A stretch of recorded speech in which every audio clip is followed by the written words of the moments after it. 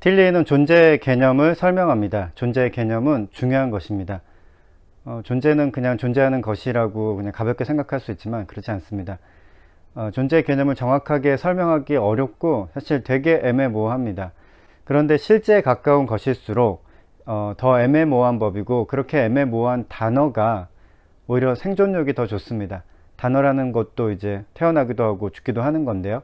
구체성을 띈 말은 오히려 금방 그 생명력이 다 떨어져 버리기도 합니다. 존재를 이해하기 위해서는 서로 마주놓인 두 개념, 보편과 특수에 대해서 알아야 합니다. 존재라는 것이 보편의 관점에서는 단지 추상적인 것을 의미합니다. 추상적인 것, 눈에 보이지 않고 머릿속에서만 막 있는 거죠. 존재는 구체적인 실체가 있는 것이 아니라 구체적인 특수자를 가리키기 위해서 그냥 만들어낸 추상 개념이라는 주장이 있습니다. 이 반대편에 있는 설명이 존재라는 것은 실제로 눈으로 볼 수 있고 만질 수 있는 구체적인 물질이라는 주장입니다.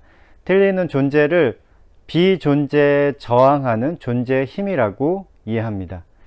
틸리의 이해는 중세 철학자들의 이해와 비슷합니다. 중세 철학자들이 존재를 보편과 특수를 초월하는 근본적인 초월이라고 불렀다고 하는데요. 틸리의 이해는 이런 철학자들의 이해와 비슷합니다. 이 같은 존재의 개념은 유명론과 실제론의 대립을 초월하고 있는 것이다. 존재의 개념은 추상으로서 이해하면 모든 개념들 중에서 가장 공허한 개념이 되지만, 존재를 가지고 있는 모든 것 속에 있는 존재의 힘, the power of being으로 이해하면 모든 개념들 중에서 가장 의미 있는 개념이 된다. 틸리는 존재를 존재의 힘으로 주장하고 있습니다. 이렇게 간단하게 기억을 하면 좋을 것 같습니다. 존재는 존재의 힘이다. 틸리에게 있어서요.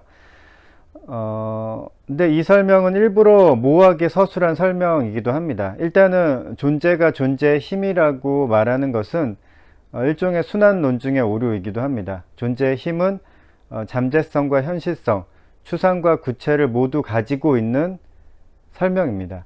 존재의 힘은 존재가 현실이 되지 않는 상태지만 충분히 현실이 될 수 있는 잠재성을 표현하고 있고, 동시에 현실에 나타난 구체적인 특수자 안에 있는 것을 표현한다는 점에서 현실성을 가지고 있기도 합니다.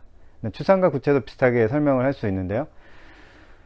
저는 하이데거가 존재를 설명할 때 존재, 자인, 존재가 신을 의미하는 것인지 아니면 한 개인과 같은 구체적인 존재를 의미하는 것인지 헷갈리게 설명을 해서 왜 그럴까 궁금했습니다. 하이데거를 한참 공부할 때요.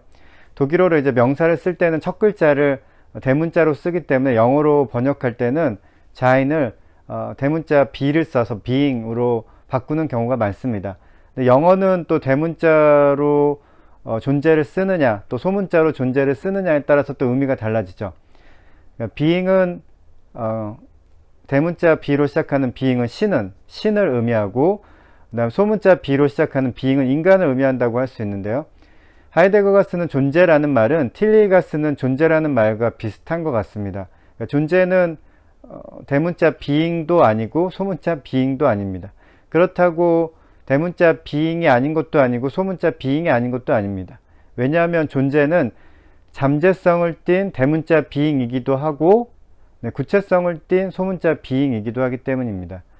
그렇다면 잠재와 현실의 경계에 있느냐라고 물어볼 수 있는데, 그 경계에 있다기보다는 그 잠재와 현실을 모두 포함하면서 그 이상을 의미한다고 볼 수 있습니다.